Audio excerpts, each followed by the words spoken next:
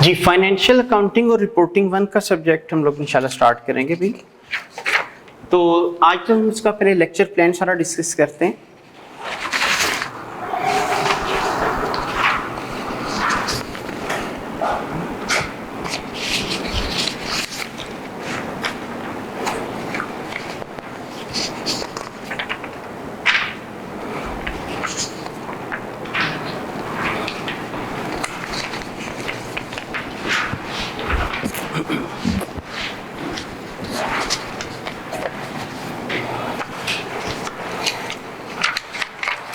अच्छा, इससे पहले देखें, आप लोगों ने कवर किया है आईटीए।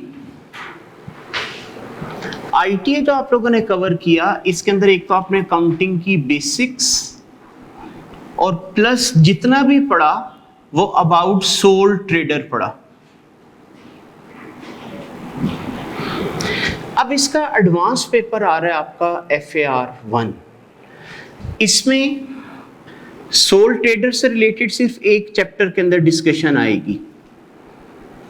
अब ज्यादा इसमें कवरेज होगी कंपनी की। इसके अलावा नॉन प्रॉफिट मेकिंग ऑर्गेनाइजेशंस, और एक इसमें नई चीज अब डली है, इनकम्प्लीट रिकॉर्ड्स।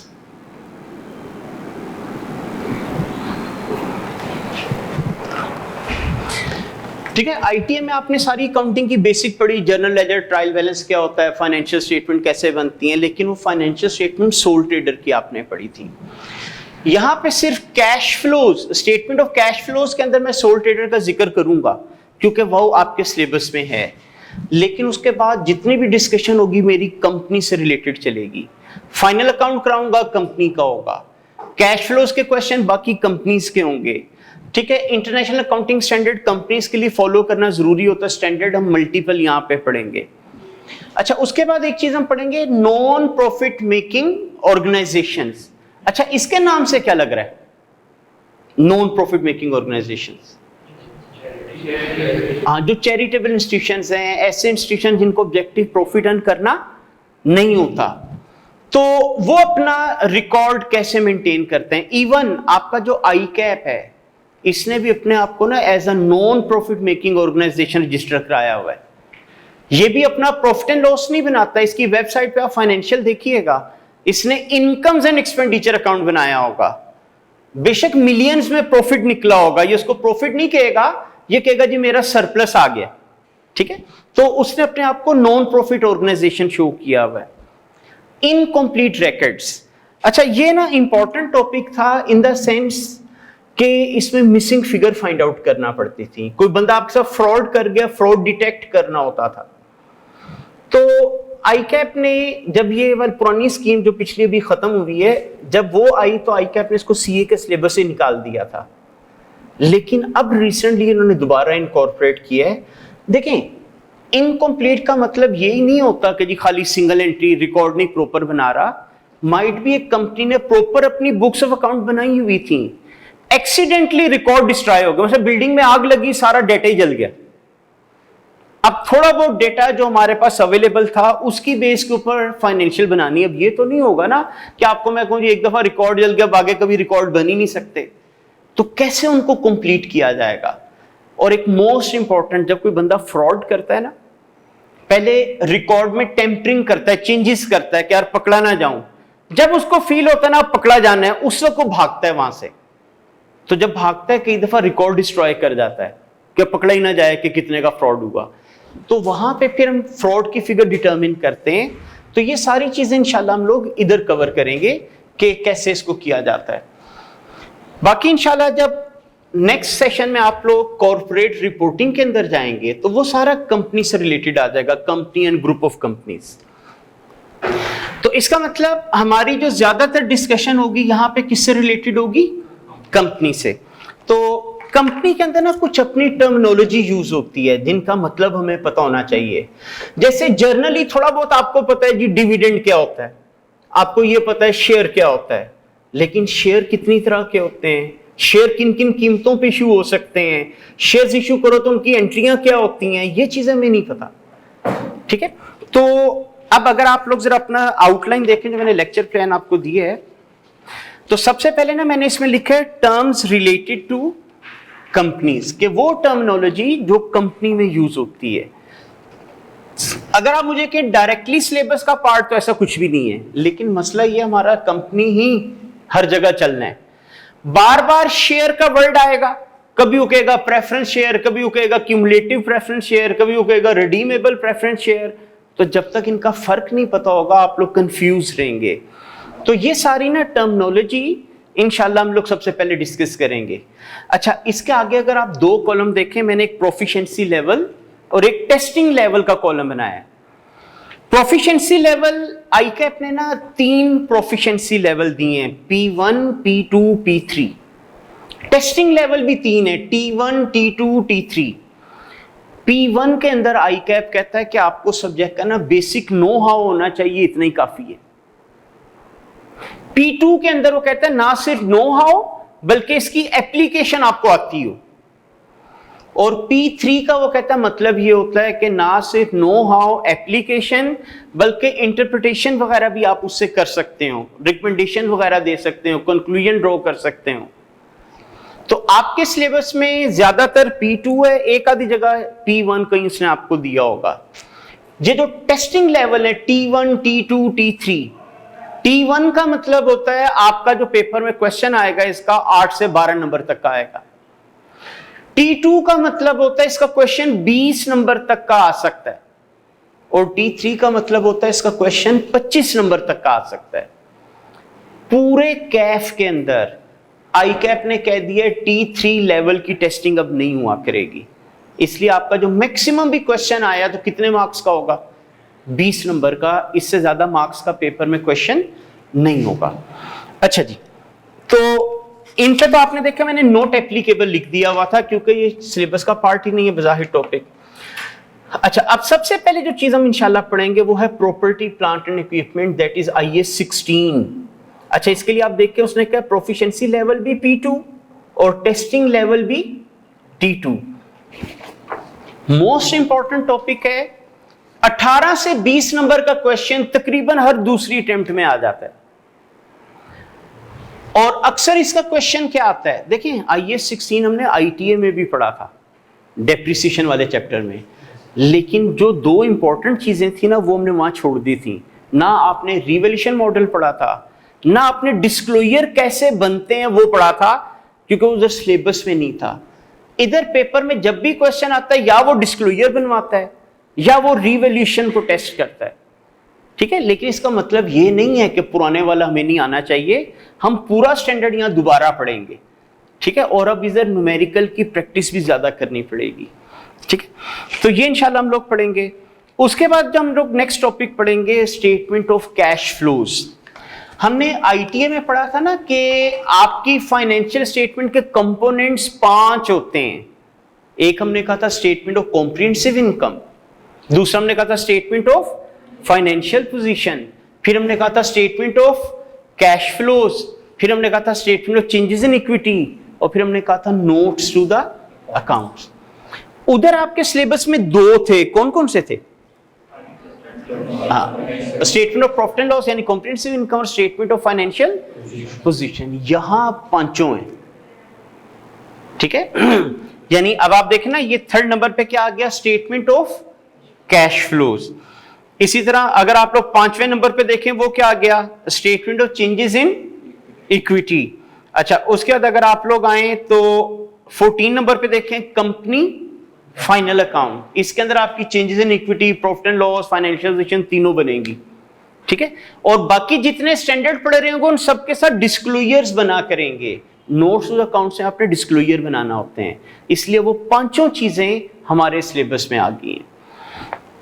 अच्छा जी, तो 3rd नंबर पे आपको हम स्टेटमेंट ऑफ कैश फ्लोज पढ़ेंगे कि स्टेटमेंट ऑफ कैश फ्लोज क्या होती है, कैसे बनाई जाती है, कितने इसके तरीके हैं, वो सारी चीज हम इंशाल्लाह पढ़ेंगे।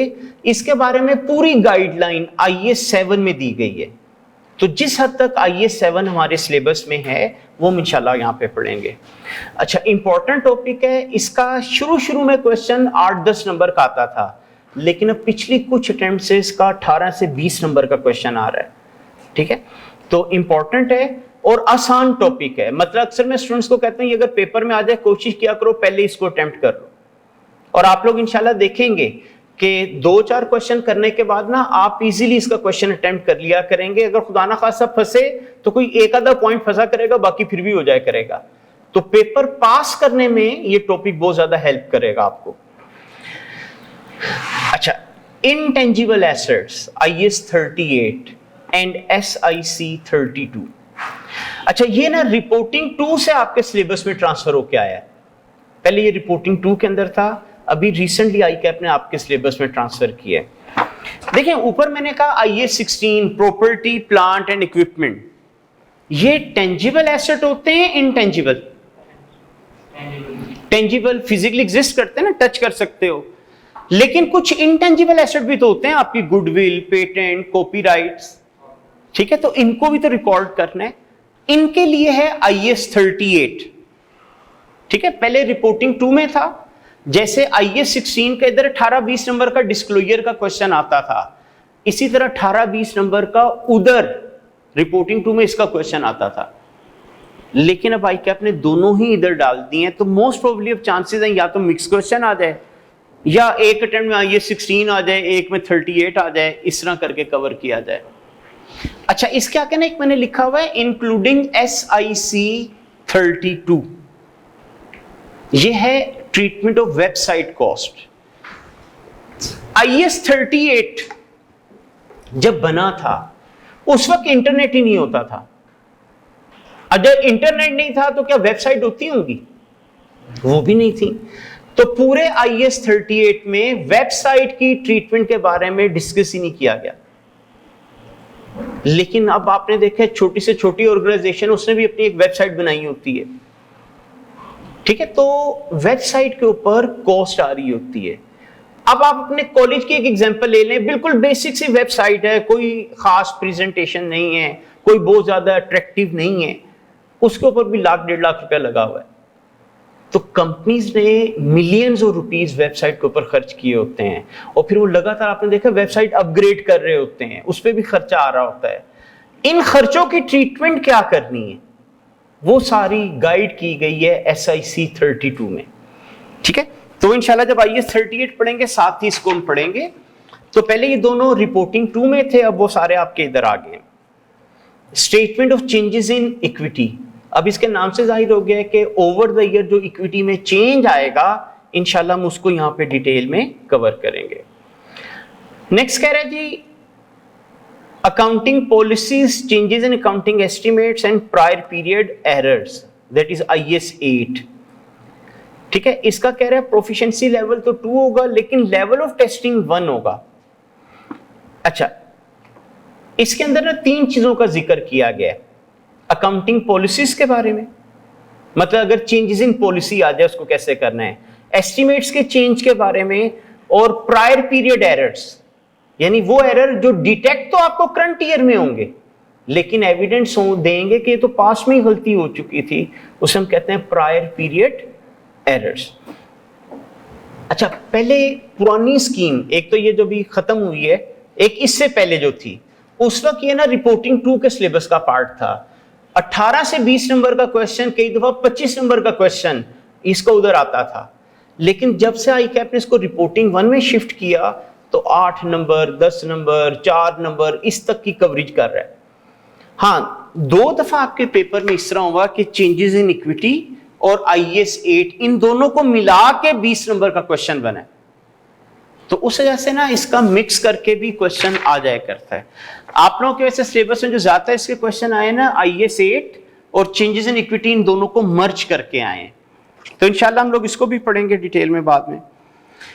बोरोइंग कॉस्ट, बोरोइंग का क्या मतलब होता है? उधार ले लेना। बोरोइंग कॉस्ट मीन उसकी वजह से जो कॉस्ट पड़ेगी, लोन की वजह से क्या कॉस्ट पड़ती है? इंटरेस्ट। अच्छा, आपको याद होगा ITA में हम लोग कहते थे नॉन करंट एसेट को खरीदने से लेके रनिंग पोजीशन में लाने तक का जो खर्चा है वो एसेट की कॉस्ट में ऐड कर लो। तो कुछ लोगों ने पॉइंट रेज किया कि यार अगर वो एसेट मैंने लोन लेके खरीदा हो, क्या इंटरेस्ट भी कॉस्ट में ऐड कर दूं? तब तब जरूरत महसूस हुई कि यार इसकी कोई ट्रीटमेंट होनी चाहिए। तो IAS 23 इंट्रोड्यूस हुआ, जिसका नाम रखा गया बोरोइंग कॉस्ट, और इसने बताया उस इंटरेस्ट की ट्रीटमेंट आप लोग क्या करोगे। ठीक है, तो इंशाल्लाह इधर IAS 23 में हम इसको डिटेल में पढ़ेंगे।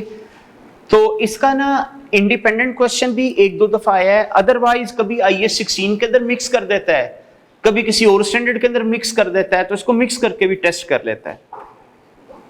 आप लोगों के ना कुछ ऐसे भी क्वेश्चन पेपर में आए हैं 20 नंबर के, जिसके ABCD 3-4 पार्ट होते हैं और हर पार्ट पे अलग स्टैंडर्ड लग रहा होता है।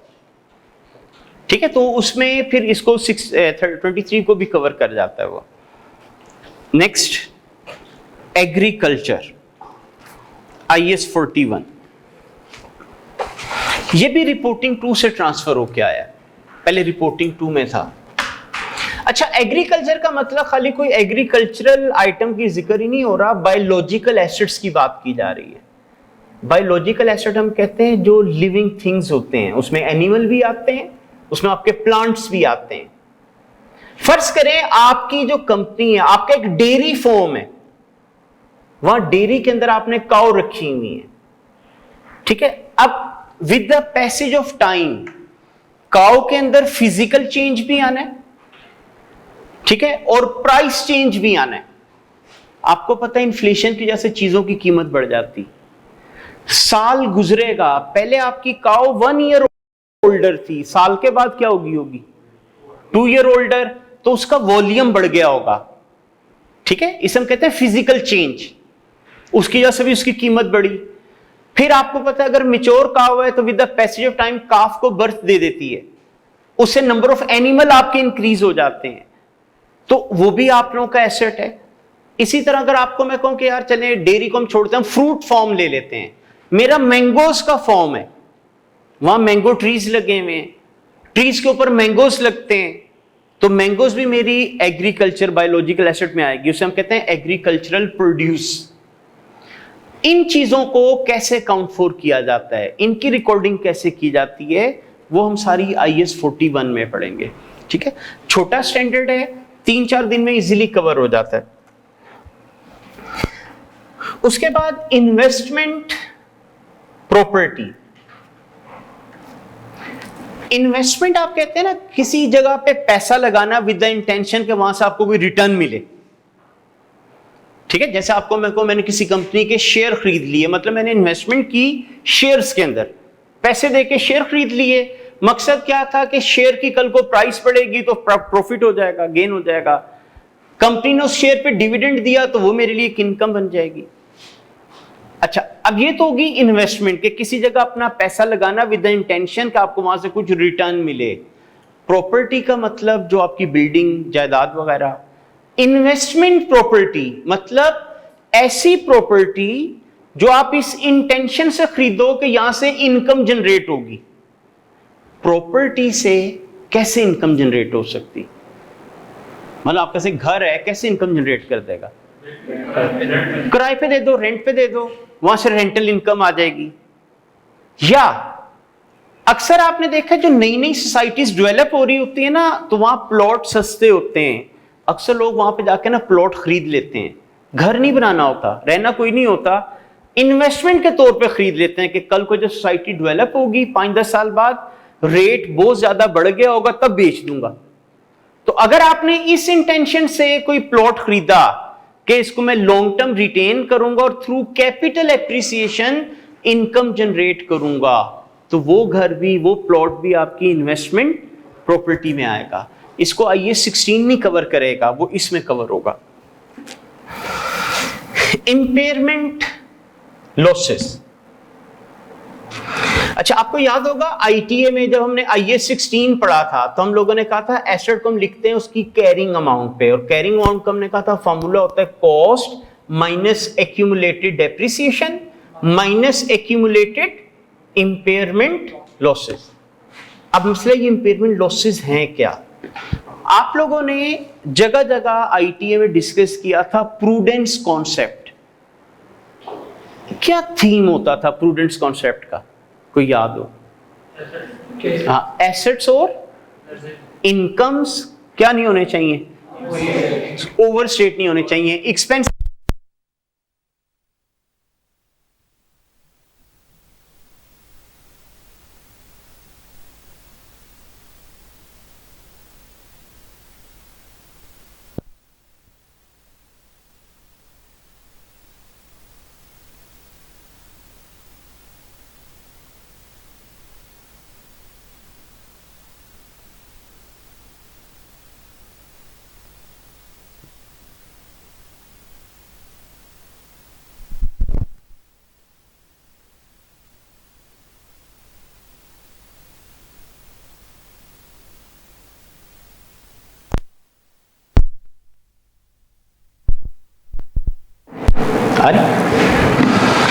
अच्छा जी, तो हम लोगों ने कहा था कि प्रूडेंस कॉन्सेप्ट कहता है कि इनकम और एसेट्स ओवर स्टेट नहीं होने चाहिए। आप लोगों ने IS2 इन्वेंट्री पढ़ा था, आपने कहा था inventory should be measured at lower of cost and NRV। वो जो रूल था ना, वो भी ये कहता था इन्वेंट्री ओवर स्टेट ना करो। मैंने एक इन्वेंट्री लाख रुपए की खरीदी, लेकिन आपको मैं कहता हूं बेच के सिर्फ 70,000 ही मिलना है, तो क्या लोगों को ये को मेरे पास लाख रुपए की चीजें पड़ी हैं? नहीं, कहते हैं वो कह दो कि 70,000 की पड़ी हैं। तो उधर भी कॉन्सेप्ट ये था एसेट ओवर स्टेट नहीं होने चाहिए। ये जो इंपेयरमेंट लॉस है IS 36, इसका भी ऑब्जेक्टिव ये है कि एसेट्स को ओवर स्टेट ना करो। अगर कोई एसेट बुक्स में ओवर स्टेटेड है तो उसको राइट डाउन करके उसकी ओरिजिनल वैल्यू पे ले आओ। मसलन आपने नॉन करंट एसेट खरीदा 10 लाख का, हर साल आप इसको लाख रुपए डेप्रिशिएट करते हैं, 3 साल के बाद इसकी क्या कीमत होगी किताबों में? 10 लाख का खरीदा है, हर साल लाख रुपए डेप्रिशिएट करते हैं, 7 लाख। क्या जरूरी है इसकी मार्केट में कीमत 7 लाख की हो? नहीं, ज्यादा भी हो सकती है, कम भी हो सकती है। आपको मैं कहता हूं यार, इस एसेट जिसको आपने किताबों में 7 लाख का लिखा है ना, इससे जो मैक्सिमम बेनिफिट मिलना है वो 6 लाख का मिलना है। तो इसका क्या मतलब हुआ? आपने कितने से एसेट ओवरस्टेट किया हुआ है? 1 लाख। तो हम लोग कहते हैं इसको ना इंपेयरमेंट लॉस शो करा के एसेट कम कर लो, 6 लाख पे ले आओ। ठीक है, तो इंपेयरमेंट लॉस के अंदर हम देखेंगे कैसे एसेट को रिड्यूस किया जाता है, और वो जो 6 लाख है उसकी फिगर कैसे कंप्यूट की मैंने। ठीक है, वो सारी चीजें इंशाल्लाह हम यहाँ पे पढ़ेंगे। इंडिपेंडेंट क्वेश्चन भी आ जाता है इसका 8-10 नंबर का, लेकिन अक्सर IS 16 के साथ मिलके ये क्वेश्चन आता है। आगे, अकाउंटिंग फॉर गवर्नमेंट ग्रांट्स। अच्छा, कई दफा ना गवर्नमेंट आपको ग्रांट्स दे देती है, कोई रिसोर्स ट्रांसफर कर देती है। फर्ज करें, आजकल की हम एग्जांपल ले लेते हैं, फ्लड्स आए हैं, कई लोगों की जमीनें अंडर वाटर चली गई हैं, दरिया ने रुख चेंज किया है, दरिया के अंदर चली गई हैं। अब जब तक पानी अपना दोबारा रुख चेंज नहीं करेगा, वो उनकी पानी अंडर वाटर रहेगी, जमीन जो उनकी। ठीक है, अब मसला ये है कि फर्ज करें उन्होंने गवर्नमेंट को कहा कि जी हमारा तो इतना नुकसान हो गया है, गवर्नमेंट ने कहा कि चलें जब तक दरिया अपना रुख नहीं चेंज करता, हम अपनी सरकारी जमीन आपको दे देते हैं, आप इस पे कल्टीवेशन कर लो। तो गवर्नमेंट ने क्या किया, उनको क्या दे दी? ग्रांट दे दी। आप लोगों ने फैक्ट्री लगानी थी, आप लोगों को ना चीप लेबर चाहिए, आप लोगों ने सोचा कि किसी गांव में जाके लगाता हूं, वहां पे सस्ती लेबर मिल जाती है।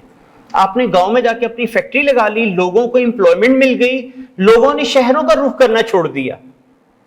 गवर्नमेंट ने देखा कि यार ये तो इस बंदे ने अच्छा काम किया है, जो बर्डन था शहरों के ऊपर वो कम हो रहा है। आपको एनकरेज करने के लिए गवर्नमेंट ने आपको कोई फाइनेंशियल एड दे दी, कोई 25-30 लाख रुपए पकड़ा दिए कि यार ये हमारी तरफ से एड रखो, बस फैक्ट्री ना यहां से शिफ्ट करना। तो ये जो पैसे मिले, दैट इज अगेन ग्रांट। आजकल आपको पता है पोल्यूशन के ऊपर गवर्नमेंट बहुत ज्यादा एक्टिव हुई है कि जी पोल्यूशन नहीं फैलनी चाहिए। अभी रिसेंटली आपने देखा होगा कि जैसे डेवलप कंट्रीज के अंदर होता है कि वहां पे ना घरों के बाहर कचरे के ड्रम होते हैं डिफरेंट कलर्स के। ठीक है, उसके अंदर उन्होंने क्लासिफाई किया होता है कि ये वाला कचरा इसमें डालना है, ये वाला कचरा इसमें डालना है, ये वाला कचरा इसमें डालना है, और बाकायदा उन्होंने डिटेल दी होती है। अभी आपकी जो गवर्नमेंट ऑफ पंजाब है, इसने रिसेंटली अनाउंस किया है कि 30 सितंबर तक तमाम स्कूल कॉलेजेस, चाहे गवर्नमेंट के हैं चाहे प्राइवेट हैं, ये तमाम कलर की डस्टबिन अपने प्रेमिसेस में रखेंगे और बच्चों को गाइड करेंगे कि किस वाले के अंदर खाली पेपर डालने हैं, किस में प्लास्टिक डालने हैं, किस में डिस्पोजेबल बोटल्स डालनी है। तो उन्होंने कहा कि 1 अक्टूबर से गवर्नमेंट जो है छापे मारना शुरू कर देगी स्कूलों कॉलेजेस के ऊपर कि उन्होंने ये चीज रखी है कि नहीं, और बच्चों को गाइड किया है कि कैसे क्लासिफाई करना है। देखें, मैं कहता कि जी घरों के बाहर रखवा दें।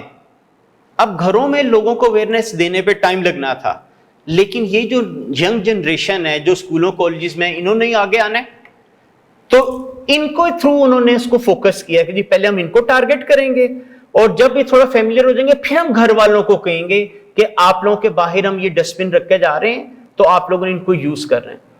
ठीक है, अब पाकिस्तान के अंदर तो मैंने आपको कहा ये अभी 2-4 दिन पहले अनाउंसमेंट हुई है, लेकिन डेवलप कंट्रीज के अंदर तो कई सालों से चल रहा है। शायद आप लोगों को पहले भी जिन लोगों ने मुझसे पढ़ा, मैंने एग्जांपल दी थी कि 2012 में जब मैं यूके गया था तो पाकिस्तान से मैं अपना सारा सामान पैक करके लेके गया था, तो गत्ते के अंदर और कागजों में रैप होके वो शिपिंग कंपनी लेके गई थी।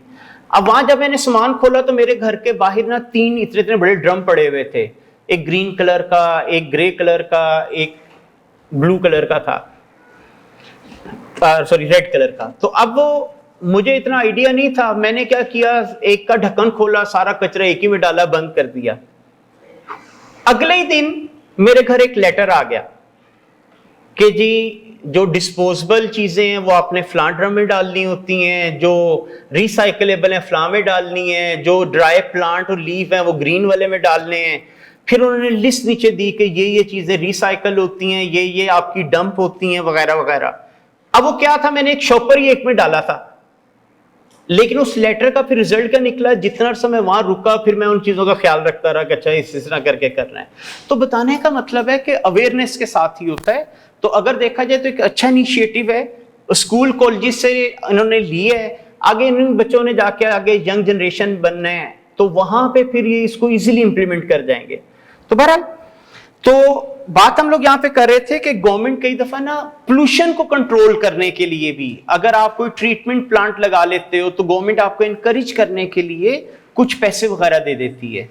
तो उस ग्रांट की भी क्या ट्रीटमेंट होगी वो भी इंशाल्लाह हम लोग यहीं पे पढ़ेंगे। उसके बाद नॉन प्रॉफिट मेकिंग ऑर्गेनाइजेशंस। अच्छा, नॉन प्रॉफिट मेकिंग ऑर्गेनाइजेशन के ना पहले 2 तरह के क्वेश्चन पेपर में आते थे। एक ट्रेडिशनल जनरल क्वेश्चन होता था, आपको कहा जाता था कि जी आप इनकम एंड एक्सपेंडिचर अकाउंट और फाइनेंशियल पोजीशन बना दो। दूसरा जो क्वेश्चन होता था, आईकैप ने ना खुद नॉन प्रॉफिट मेकिंग ऑर्गेनाइजेशन के लिए अकाउंटिंग स्टैंडर्ड बनाए हुए हैं, उसे हम कहते हैं ASNPO, accounting standard for non profit making organisations. पहले ये दोनों तरह के क्वेश्चन सिलेबस में होते थे, हमारे को 15-20 दिन इस टॉपिक के ऊपर लग जाते थे।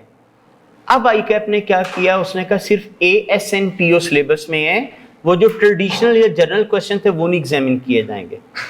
तो इस वजह से इसका सिलेबस में ये वाला टॉपिक थोड़ा पहले से कम हो गया। बहरहाल आगे आए जी इनकम्प्लीट रिकॉर्ड्स। ये भी मैंने आपको थोड़ा सा हिंट दिया था कि कई दफा रिकॉर्ड डिस्ट्रॉय हो जाते हैं, इनकम्प्लीट हो जाते हैं, तो उनको कैसे कंप्लीट किया जाता है, कैसे मिसिंग फिगर फाइंड आउट की जाती हैं, वो चीज हम इंशाल्लाह यहां पे पढ़ेंगे। पहले जब कभी ये सिलेबस में होता था तो एवरेज हर अटेम्प्ट के अंदर 20 से 25 नंबर का इसका क्वेश्चन आया करता था, और सबसे मुश्किल टॉपिक जो स्टूडेंट को लगता था वो यही लगा करता था। ठीक है, फिर उसके बाद कई साल सिलेबस एक्सक्लूड रहा है, अब दोबारा आईकैप ने डाला है। ऑल्दो अब उसने कहा है कि कॉम्प्लेक्सिटी में उतनी नहीं रखूंगा, बट स्टिल देखिए ना, आप लोग फाइनेंशियल स्टेटमेंट ITA में बना रहे थे, आपको ट्रायल बैलेंस में सारी चीजें गिवन होती थी, 2, 4, 5 एडजस्टमेंट दे दी जाती थी, आप उसकी बेस के ऊपर फाइनेंशियल बनाते थे। बनानी इसमें भी फाइनेंशियल है, लेकिन डेटा इनकम्प्लीट होगा, मिसिंग फिगर भी खुद मालूम करनी होगी। जैसे एक बेसिक एग्जांपल, आपको ट्रायल बैलेंस में सेल दी होती थी ना, इसके हर दूसरे क्वेश्चन में सेल मिसिंग होगी, आपको क्या खुद ही निकाल लो। अब सेल आपकी कितनी तरह की होती है, कौन कौन सी? एक कैश सेल और एक क्रेडिट सेल। कैश सेल की फिगर हमें कहां से पता चल सकेगी? कैश सेल कहां रिकॉर्ड होती है? कैश बुक तो ये कैश बुक से निकला करेगी, और जो क्रेडिट सेल है वो डेटर अकाउंट से निकला करेगी। इसी तरह परचेज की फिगर मिसिंग होंगी तो मुझे ना वर्किंग के अंदर 5-6 वर्किंग्स करानी पड़ा करेंगी, फिर डेटा निकलेगा, फिर हम वो फाइनेंशियल स्टेटमेंट जाके लिखेंगे तो कंप्लीट होगी। ठीक है, इंपॉर्टेंट टॉपिक है, इंटरेस्टिंग होता है, क्योंकि देखिए प्रैक्टिकली फ्रॉड भी हो जाते हैं, फ्रॉड डिटेक्ट भी करना पड़ते हैं, वो फिर हम इन्हीं चीजों के थ्रू करते हैं। अच्छा जी, आगे कंपनी फाइनल अकाउंट, ये आपको ने बता दिया है कि पहले रिपोर्टिंग 2 के सिलेबस में था, रिसेंटली आईकैप ने आपके इधर ट्रांसफर किया है। हाँ, फर्क आईकैप ने ये डाल दिया है, उधर जब ये सिलेबस में था, आपको याद होगा हमने आईटीए में गैप पढ़े थे, जनरली एक्सेप्टेड अकाउंटिंग प्रिंसिपल्स, वहां हमने कहा था आईएफआरएस एंड कंपनीज एक्ट 2017, ये 2 गैप हैं। ठीक है, जब ये रिपोर्टिंग 2 में था ना final account, company final account, तो वहां पे हमने दोनों को फॉलो करना था, आईएफआरएस प्लस कंपनीज एक्ट। अब रिसेंटली आईकैप ने ये कर दिया है, उसने कहा रिपोर्टिंग 1 में आप आईएफआरएस को मुताबिक करा दो, रिपोर्टिंग 2 में हम जो कंपनीज एक्ट की रिक्वायरमेंट है ना वो वहां जाके करा देंगे। तो अब ये 2 जगह टॉपिक कवर होगा, आधा इधर और आधा हम उधर जाके पढ़ेंगे। आगे कॉन्सेप्चुअल फ्रेमवर्क, ये थ्योरेटिकल एक चैप्टर है। ठीक है, इसमें से कभी कभार 5-6 नंबर का क्वेश्चन आ जाता है। अच्छा, इन सब का क्या ना, मैंने प्रोफिशिएंसी लेवल और टेस्टिंग लेवल सारा लिखा हुआ है, ये जो आईकैप ने गाइड किया मैंने उसके मुताबिक लिखा हुआ है। अच्छा, अगर आप नीचे देखें मैंने ग्रिड बनाया हुआ है, ये एक्चुअली ग्रिड वही है जो आईकैप ने दिया था। इसके अंदर ना आईकैप आपको सजेस्ट करता है कि किन किन टॉपिक में से कितने कितने % पेपर सेट हो सकता है। अच्छा, कह रहे company final account, incomplete, NPO and conceptual framework, कह रहे इन 4 में से 30 से 40 नंबर का पेपर सेट होगा।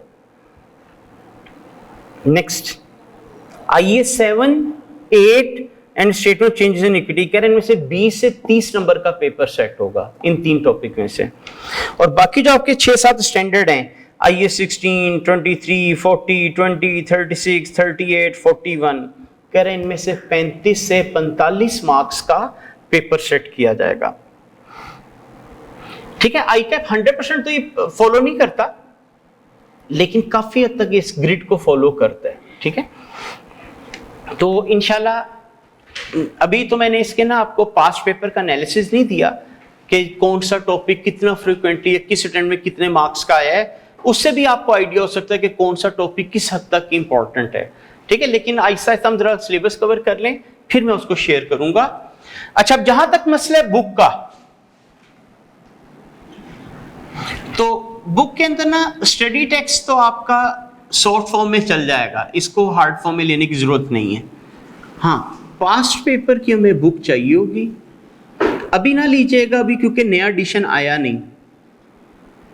ठीक है, तो वो राइस की आप लोग लीजिएगा। ठीक है, इसके 2 वॉल्यूम होंगे, वॉल्यूम 1, वॉल्यूम 2, आधे चैप्टर एक वॉल्यूम में होंगे, आधे एक में होंगे, तो वो आप लोगों ने लेकिन नए वाले लीजिएगा, क्योंकि आपके 3-4 टॉपिक नए डले हैं, 2-3 टॉपिक यहां से निकल के रिपोर्टिंग 2 में चले गए हैं, तो ओल्ड स्कीम की ले ली तो फिर वो आपका चैप्टर नहीं पूरे होंगे कोर्स के।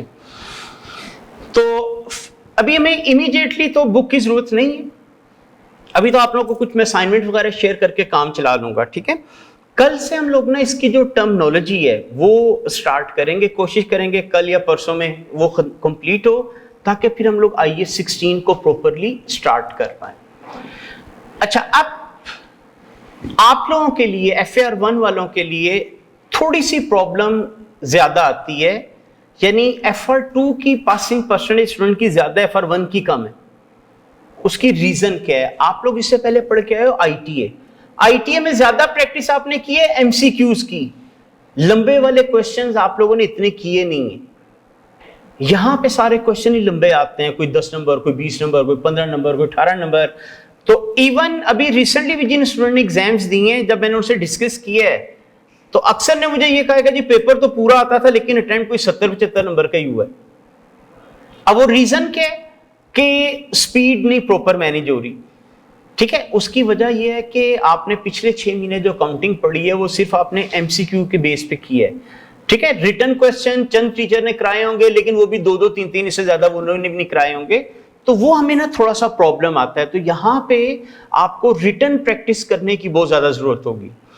दूसरा, आप लोगों ने जो क्वेश्चन अटेम्प्ट किया करने हैं वो अनसीन क्वेश्चन अटेम्प्ट किया करने हैं। मतलब पहले क्वेश्चन खुद अटेम्प्ट करने हैं, जब स्ट्रक हो गए, नहीं सॉल्व हो रहा, फिर आपने आंसर कंसल्ट करना है।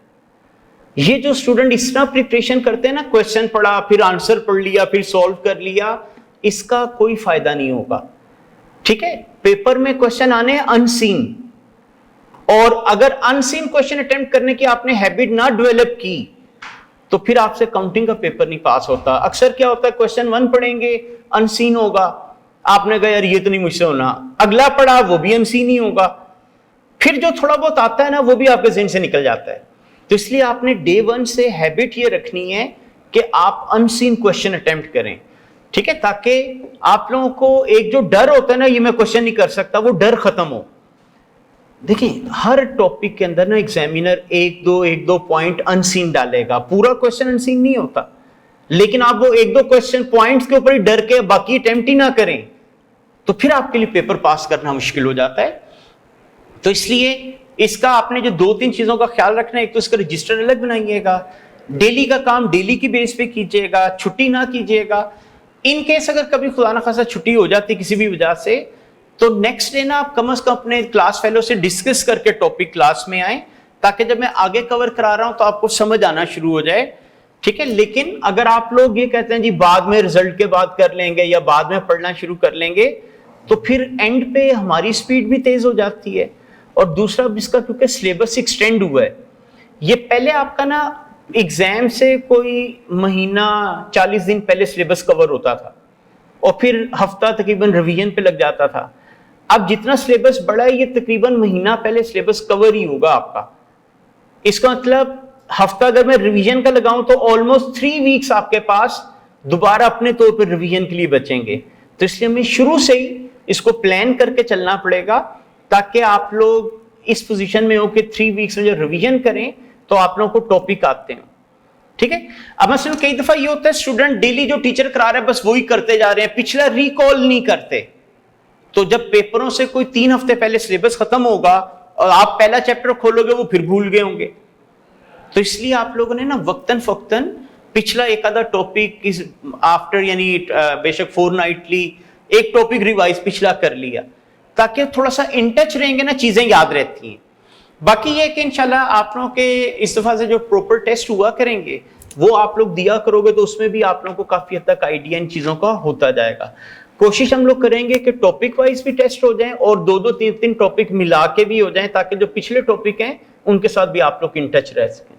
ठीक, तो ये सारी आज आउटलाइन थी जो मैंने आप लोगों को डिस्कस करनी थी। कल इंशाल्लाह हम लोग जो टर्म्स कंपनीज में यूज होती हैं वहां से स्टार्ट करेंगे। ठीक, थैंक यू।